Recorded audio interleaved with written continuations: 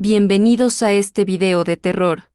Quiero aclarar que este video no es mío, es de una personita. Los créditos estarán en la descripción. Sin nada más que decir, comencemos. Considero que esta historia es una de las más fuertes que les voy a contar aquí en mi TikTok. Y si no me creen, véanla hasta el final. Sí logran quedarse. Sin decir nada más, comencemos. Recuerden que si tienen ansiedad o depresión, no se pueden quedar a ver esto. Que conste que se los advertí. Para las personas que no sepan, allá afuera, las personas estudian para ser detectives, ya que es un oficio que paga demasiado bien.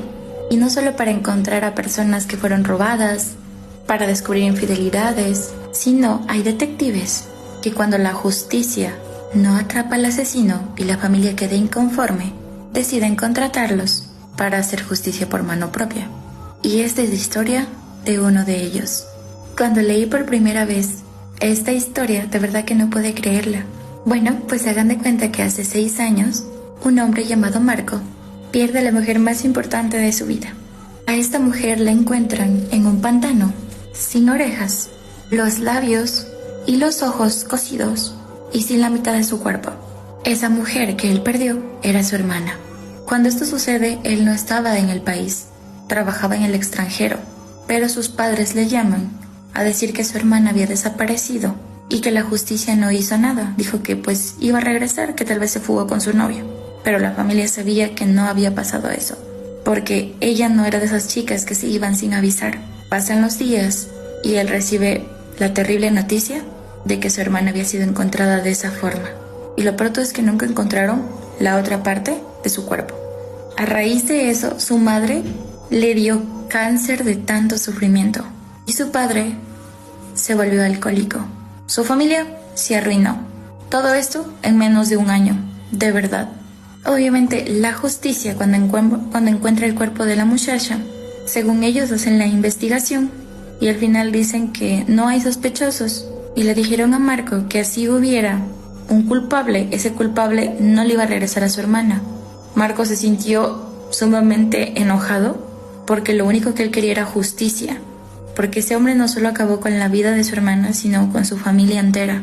Marco debe regresar porque su madre ya fallece y él debe cuidar a su padre, y más que nada internarlo pues en un lugar de ayuda para personas con adicciones, porque literalmente él estaba vendiendo ya como las cosas de la casa para sostener el vicio. Cuando Marco regresa pues a su ciudad, que lo vio crecer, todas las personas le decían que su hermana era una buena muchacha y que es muy terrible lo que le sucedió, pero una vecina le dice: yo siempre le dije a su hermana que tenga cuidado con ese hombre. Marco le dice: ¿qué hombre? A lo que la vecina le responde que un día que ella fue a hacer como una compra en su tienda porque ella vendía ropa, recibió la llamada de un hombre que le decía que se ponga bonita para ella, para verse más tarde, y que le mandaba un poco de dinero pues para que se compre algo, y que le iba a esperar a las afueras de la ciudad, como en una parada de tren. Ella le dice que no puede salir hasta tarde porque sus padres se van a enojar, a lo que la vecina le dice que ese hombre le dijo como de manera manipuladora que si no va a poner de su parte que es mejor que terminen, porque él literalmente está atravesando una ciudad para verla. Entonces ella le dice: no, mi amor, perdóname, si tienes razón, nos vemos ahí. Cuando corta, la señora de la tienda le dice que dónde conoció a ese hombre, a lo que ella le dice: por internet. La vecina le dice: ¿es tu novio? Ella le dice: sí. Ella le da un consejo de que pues no se deje manipular porque se escuchó un poco rara la llamada. Él dice que no se preocupe, que él es muy bueno y que muy pronto pues él iba a presentarse con sus padres. Luego compró una blusa, pagó y se fue. Marco le pregunta que si ella dio pues esta declaración a la policía porque literalmente la señora fue la última persona que vio a su hermana con vida. Ella le dice que sí, pero que la policía no le prestó atención. La señora de la tienda le dice que ella está muy segura que ese supuesto novio fue quien le hizo eso. Así que Marco vuelve a su casa, entra al cuarto de su hermana, que los papás lo tenían como un relicario. Nadie entraba, nadie salía, porque ellos esperaban que algún día ella regresara. Pero como eso nunca pasó, decidieron cerrarlo por completo. Marco decide hablar con uno de sus amigos y él le pasa el contacto de un detective y le dice que él es muy conocido y muy bueno en lo que hace. Así que Marco se pone en contacto con el detective y deciden reunirse. Cuando el detective llega, Marco se presenta y le explica todo lo que sucedió. El detective le hace una pregunta. ¿Quieres atraparlo para entregarlo a la policía o para hacer justicia tú mismo? Marco le dice, solo quiero saber quién fue. Obviamente lo dice en un tono amenazador. El detective dice, lo primero que vamos a hacer es ir a su cuarto. Si quieres que la encuentre, tengo que literalmente sacar todas las cosas de tu hermana. Tengo que revisar su computadora. Si es que en la morgue te regresaron su celular, si es que encontraron algún dispositivo. Él le dice que no, que la computadora pues la tiene, pero que tiene una contraseña y él no lo sabe. Y el detective dice que para él es sencillo, porque tiene compañeros que hacen directamente eso. Y que si ella tenía pues un romance con un hombre, lo iban a saber. Porque usualmente las jovencitas y sobre todo las mujeres tienen fotografías de recuerdos de sus novios. Cuando empieza a revisar su cuarto, dice que a las 2 horas sale y le dice a Marco que encontró 2 cosas muy importantes. Uno, en su cajón donde guardaba su ropa interior y algunas de sus medias, encontró unos recibos de pastillas que ella tomaba, se llamaban quetiapina. Estas pastillas básicamente ayudaban en algunos síntomas que ella presentaba en su salud mental. No les puedo decir muy bien aquí lo que es porque TikTok nos puede bajar el video. A partir de esas pistas pequeñitas ellos empiezan a hablar para saber qué sucede en su cabeza. Luego le pregunta a Marco que si la mujer que le dijo esa historia, él la conocía. Él le dice que no, que es una simple vecina que le dio esa información. Y el detective dice que ya tiene una segunda pista. Y la última pista, aunque suene muy horrible, era regresar al lugar donde encontraron los restos de la hermana. Porque ahí es el punto de recrear los hechos y de cómo llegó el cuerpo de su hermana hasta ese lugar. Y si llegó viva, o ahí fue donde solo fueron a dejar sus restos. Ok, si son personas con ansiedad o depresión, sálganse porque vamos a iniciar con la parte más fuerte de todo. Él se entera, Marco, que su hermana tenía alucinaciones y pensaba que había personas que la seguían. Escuchaba voces y ella se automedicaba tomándose quetiapina y otras pastillas. Estuvo así durante 6 meses y en la computadora encontraron que ella hacía cartas dedicadas a un hombre llamado, llamémosle Fernando, donde le juraba amor eterno y decía pues que quería casarse con él y tener una familia. Y cuando investigaron a Fernando se dan cuenta que él era un hombre casado. Y cuando el investigador llega a su casa y le dice que si le permite un momento, él lo deja pasar. Y después de haber tenido una conversación de 2 horas, sale, se acerca donde Marco y le dice, él no fue. Tu hermana se obsesionó con él durante años.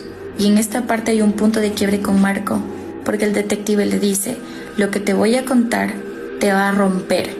Porque a veces nosotros no conocemos a nuestros familiares ni cómo están luchando por dentro con ellos mismos, o a veces teniendo fantasías, porque tu hermana no es la niña que tú pensabas ni que tus padres pensaban que era inofensiva. Ella acosó a este hombre durante 1 año entero, haciéndose ilusiones, acosando a su esposa, a sus hijos. Una vez llegó a incendiar la casa de ellos, con ellos adentro y sus hijos. Fernando no levantó cargos sobre ella, porque él sabía que estaba ya psicológicamente mal. Literalmente ellos se habían conocido en un patio de comidas, donde él le cedió el paso a ella, siendo amable, y ella se obsesionó. Este hombre era el que vivía en otra ciudad. El detective, cuando regresa a la escena donde se encontró el cuerpo de su hermana, se dan cuenta que en una parte, como a unos 20 metros, había un brazalete escondido, como caído. Él lo levanta con una funda y le dice, ¿reconoces este brazalete? ¿Es de tu hermana? Él le dice, no, nosotros no teníamos tanto dinero para comprar algo así, porque se notaba que era de buena calidad. Él le dice, bueno, vamos a empezar a jalar de este cabito. Él va a una joyería y pregunta, ¿sí le pueden decir qué persona adquirió este brazalete? Porque él se lo encontró y quería devolverlo. El de la joyería le dice que es un buen hombre porque este brazalete costó como unos $19,000 y que no hay muchas versiones. Y cuando le dé el nombre de la persona, ustedes se van a caer como yo para atrás. Cuando le dan el nombre al detective de la persona que es dueña del brazalete, él se queda absorto, pero no se le hace extraño. Se acerca a la boutique de ella y le empieza a preguntar por la hermana de Marco, que cómo se llevaba con ella, que cómo era. Ella se empieza a poner nerviosa y le dice que si es un interrogante debería tener pues un abogado con ella. Y él le dice, no, solo es una plática casual. El detective le dice, se me hace extraño que usted haya sido la última persona que la vio viva y que diga que se encontró con un hombre. El detective alza y muestra su brazalete. Él le dice, te encontré. A lo que ella le responde, ese brazalete lo perdí hace mucho tiempo. Quizás ella me lo robó. Él se despide, sale de la tienda y decide ir a donde lo tenían recluido el papá. Y le pregunta al señor que si alguna vez vio que su hija y esta señora de la boutique tuvieran algún acercamiento o fueran amigas. Este hombre le dice, sí, esa señora parecía que está enamorada de mi hija, porque siempre llegaba a la casa a preguntar cómo estaba, que si necesitaba algo para la escuela, que porque le había agarrado un cariño muy bonito, y mi hija cada vez que llegaba decía que la señora era rara. Él se acerca donde Marco y le dice, presentándole con una carpeta y con todos los archivos que tenía, de que esa señora o fue ella o mandó a alguien que le hiciera algo a su hermana. Cuando Marco y el detective deciden acercarse a la casa de la señora, se dan cuenta que ya no había nadie. Marco decide entrarse en la casa por la parte de atrás del patio. Cuando entran a la casa se dan cuenta que se desprende un olor asqueroso, pero era insoportable. Empiezan a ir al sótano. Ella tenía una secadora, una lavadora y un congelador, como para negocio. Ellos abren el congelador. Esta parte es fuertísima, ¿ok? Encuentran la mitad del cuerpo de su hermana. Él la reconoció por una pequeña pulserita que tenía en la pierna izquierda, que él se la había regalado hace muchos años. Y cuando se acercan a la lavadora, estaban muchos huesos, como un montículo de la palma de una mano. El detective le dice, esto es imposible de que sea de tu hermana, esto es de alguien más. Obviamente Marco llama a la policía. La policía empieza a retirar los cuerpos en descomposición, los huesos, y se dan cuenta que la señora pertenecía a una secta, donde tú para iniciar tenías que acabar con la vida de alguien.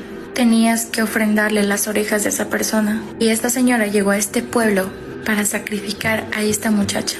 La eligió desde el día número 1 que la vio. Dio un nombre falso, paró un negocio con un nombre falso.